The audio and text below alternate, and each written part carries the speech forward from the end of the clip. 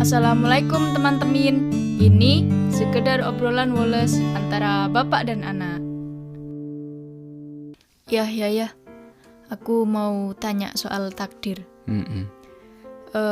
Takdir itu sebenarnya bisa dirubah apa enggak sih? Soalnya kalau ngelihat orang gitu ada yang bekerja keras, tapi hasilnya itu gak setimpal sama apa yang dia lakukan.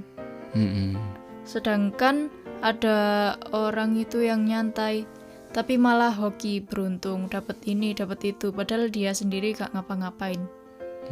Nah, kalau dihitung secara matematis, ini kan gak ada yang pasti, gak ada yang jelas gitu. Nah itu gimana terus? Ya memang kalau gitu kayak pertanyaan duluan mana telur sama ayam kan. Tapi gini, takdir itu kan memang atau nasib ya atau itu memang sebenarnya hal yang paling apa istilahnya, kalau di dalam kita kan orang Islam ya, kalau dalam rukun iman itu ya kayaknya di urutan nomor 6, tapi itu penentu. Percaya kepada qada kan gitu ya, takdir. Karena itu penentunya. Jadi kalau kamu nggak percaya di situ, percaya yang 5 itu omong kosong. Kebanyakan kan orang berebut Tuhan, wah ini Tuhan paling benar, ini malaikat ini. Tapi ketika takdirnya tidak sesuai angan-angannya, tidak ada yang percaya. Padahal takdir itu awalnya dari Tuhan, dilewatkan malaikat, disampaikan nabi lewat kitab-kitabnya bahwa ini nanti begini-begini. Nanti ada cobaan, nanti ada dikurangi harta, disedikitkan harta, ada macam-macam. Macam-macam lah kan ada disebutkan semua. Tapi ternyata orang nggak percaya ketika menghadapi itu. Jadi kan bohong percayanya kepada yang rukun iman pertama itu ya. Jadi nomor 1, kenapa kok bisa gitu? Karena kata Tuhan itu, siapa Tuhan? Tuhan ya Tuhan gitu aja. Nah gitu ya. Tuhan ya. Tapi kita tidak pernah mendefinisikan kalau mendefinisikan kata-kata kan macam-macam istilah. Mendefinisikan menjadi bagian hidupmu. Paham? Kalau mendefinisikan bagian dari hidupmu misalnya gini. Tuhanmu siapa? Allah. Ya mesti aja kan gitu. Tapi Allah itu bagaimana terhadap aksi-reaksi hidup kita? Misalnya kita ringkas lagi bahwa bisa nggak kita yakin bahwa Allah itu maha manajer kita. Ya. Kamu kalau pernah jadi artis atau jadi pemain bola terkenal atau apalah orang-orang profesional, pasti tahu paham betul manajer itu penentu. Ya. Artis ngetop apapun kalau ditinggal manajer pasti ambruk. Pemain bola juga macam-macam, semua ada manajernya. Demikian juga kamu harus mulai merasakan hidupku ini kalau tanpa Allah pasti ambruk. Tapi seberapa sadar kita di situ? Kan jarang. Hanya sebatas kesadaran kata-kata, hanya kata-kata. Oh, Tuhanku Allah. Lah Allah itu siapa? Tuhanku, bulat gitu aja. Kan gitu. Tetapi ketika dirunut-runut sampai yaitu tadi ke takdir, percaya takdir baik buruk, qada, kita tidak percaya. Padahal itu semua dari Tuhan, dari manajer tadi, sang maha manajer. Fase ini kamu dikasih duka, kasih susah supaya kuat, supaya masal pengetahuanmu, otot-otot pengetahuanmu, otot-otot hatimu kuat menghadapi sesuatu yang lebih besar. Kamu akan menjadi orang besar, harus dilatih susah yang banyak. Kan kebanyakan orang menghindar, akhirnya nggak jadi orang besar karena menghindar. Kayak kamu mau naik kelas 6 umpamanya, kelas 5 naik kelas 6 karena nggak mau, ya sudah kelas 5 terus. Dan lama-lama bosen, jenuh karena nggak mau naik kelas. Kan seperti itu ya. Nah, ada lagi nanti kamu tanya ustadzmu lah, tanya siapa yang lebih ngerti agama. Misalnya kayak masalah takdir atau nasib. Tuhan tidak akan merubah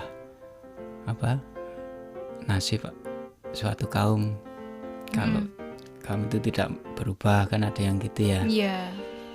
Yang berubah itu apanya? Karena gini nak, karena kalimat atau ayat-ayat tersebut sering dihubungkan dengan kemakmuran rezeki aja, padahal ya rezeki ya harta aja, padahal enggak.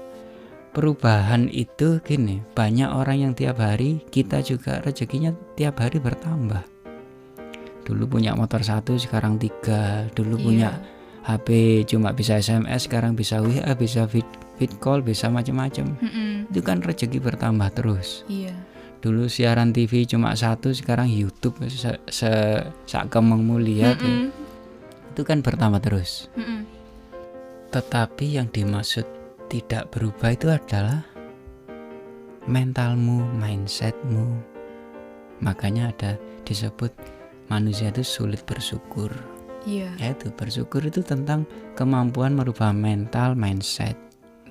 Rezekimu tiap hari tambah, tetapi nasibmu tidak berubah. Nasib itu artinya di sini berarti bukan sekedar bertambahnya harta, tetapi nasib itu kan gini. Ya itu kondisi dirimu yang penuh itu loh. Kamu tidur di kasur empuk kayak di kamar ini, tetapi tidak bisa tidur. Itu kan tentang nasib pikiranmu. Padahal banyak orang pingin tidur di kasur seperti kasurmu ini. Apalagi orang gelandangan. Wah, seandainya aku punya kasur itu, kan gitu. Semua orang selalu begitu. Seandainya aku gini, seandainya aku gini, pasti nanti bayangannya enak. Padahal tidak. Kalau nasib dalam dirimu yang dimaksud, nasib itu yang tadi kita omongan di depan adalah perubahan mental dan mindset. Ya. Jadi tentang kodok kodar nasib atau apapun itu bagaimana kita menyikapi. Kalau kita sudah bisa menyikapi, ya kita senang dengan Tuhan. Ya, tanda senang dengan Tuhan ini nyatanya ya kita nggak ngeyel dengan kodok kodar. Ya bolehlah, namanya manusia itu ada merengut-merengutnya dikit, tetapi ya porsinya ya dikit. Ya perbedaannya cuma itu. Porsi kita yang dinamakan manusia bisa bersyukur bukan berarti tidak pernah merengut, tidak pernah marah, tidak, tapi komposisinya, perbandingan persentasenya itu lebih banyak senangnya. Senangnya dalam menghadapi kodok-kodar tadi. Lah kalau kita hanya menganggap bahwa perubahan nasib yang kayak ayat tadi, ya kita repot sendiri, bingung. Karena apa? Di sisi lain kan juga ada Allah menggilirkan kejayaan suatu kaum. Namanya menggilirkan kan berarti kepastian. Dulu pernah miskin, sekarang jadi kaya. Sekarang kaya, pasti suatu saat akan miskin. Dan kaya miskin bukan hanya harta, mungkin umurnya berkurang, ya cara berpikirnya sudah lemot karena usia. Itu kan digilir terus, ganti anak muda, ganti bangsa ini, ganti suku ini, ganti negara ini, itu selalu digilir. Berarti selalu kebagian dalam satu putaran hidup kita. Berarti kita punya giliran pernah berjaya. Pasti itu. Tinggal berjaya dalam suatu hal apa, kita harus teliti. Karena kalau kita nggak teliti, kita merasa seakan sepanjang hidup itu hanya nelongso tok. Dan ketika kejayaan itu pernah melewati kita tidak pernah mengambil pelajaran apapun. Yaitu yang bikin kita seakan tidak pernah merasa senang. Akhirnya ya yang kita bicarakan, waduh nasibku iki ya opo iki. Berdoanya tiap malam, ya Allah Gusti iki ya opo, ya Allah Gusti iki ya opo, kan gitu aja. Ya. Iya wis itu aja wis ya. Udah banyak daripada batu.